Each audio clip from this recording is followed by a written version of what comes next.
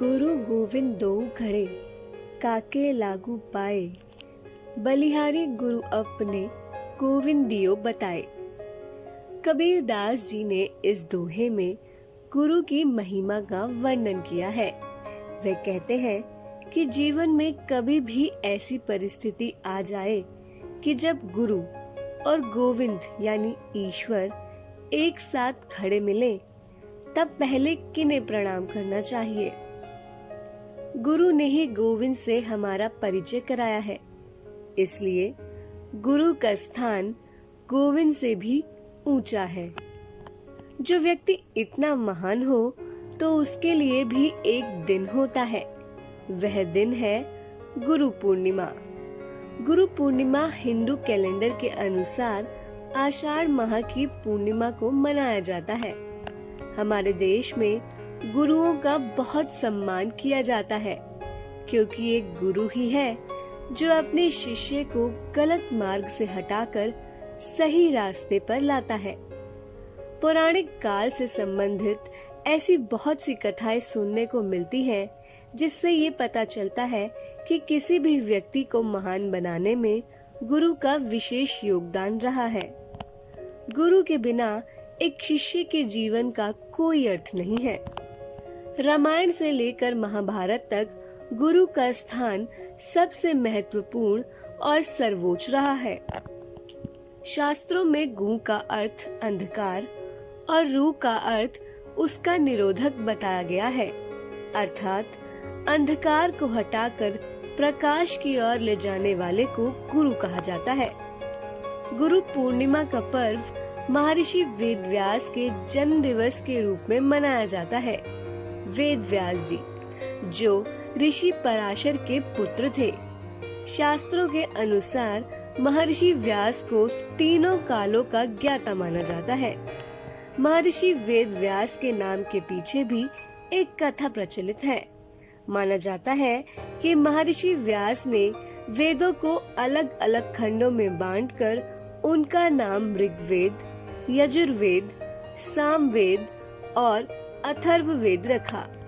वेदों का इस प्रकार विभाजन करने के कारण ही वह वेद व्यास के नाम से प्रसिद्ध हुए। महर्षि वेद व्यास जी ने 18 पुराणों की रचना की। महाकाव्य महाभारत और श्रीमद् भागवत पुराण की रचना की। उन्हें गुरु शिष्य परंपरा का प्रथम गुरु माना जाता है।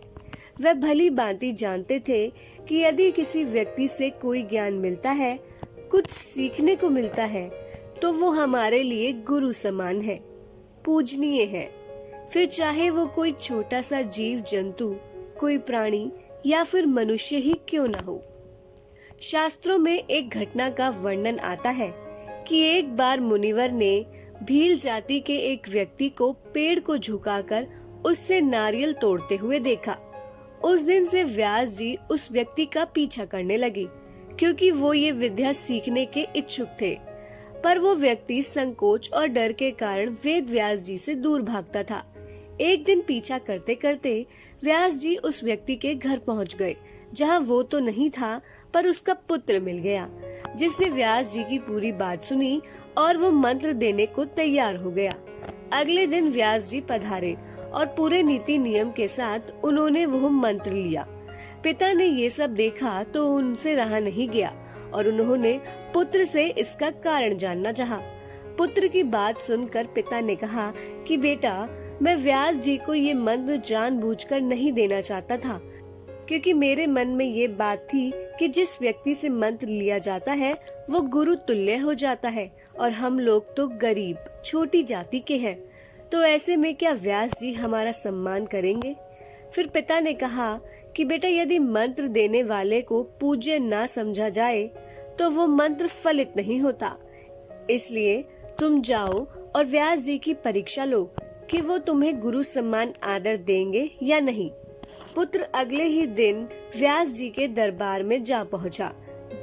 अपने गुरु को आते देखकर व्यास जी दौड़ कर आए और उनका पद पूजन कर नीति नियम से उनका मान सम्मान किया।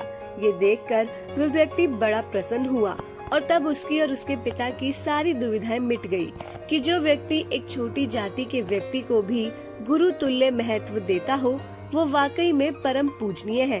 और तभी से ये गुरु शिष्य परंपरा में व्यास जी को सबसे अग्रणी गुरु माना जाने लगा और वर्ष में एक दिन ब्रह्मज्ञानी सद्गुरु को समर्पित किया गया, जो व्यास पूर्णिमा या गुरु पूर्णिमा के नाम से प्रचलित है। वेद, उपनिषद और पुराणों का प्रणयन करने वाले वेद व्यास जी को समस्त मानव जाति का गुरु माना जाता है। वेद व्यास जी को आदि गुरु भी कहा जाता है। कहा जाता है कि इसी दिन व्यास जी ने शिष्यों एवं मुनियों को सर्वप्रथम श्री भागवत पुराण का ज्ञान दिया था। इसी दिन वेद व्यास के अनेक शिष्यों में से 5 शिष्यों ने गुरु पूजा की परंपरा प्रारंभ की थी।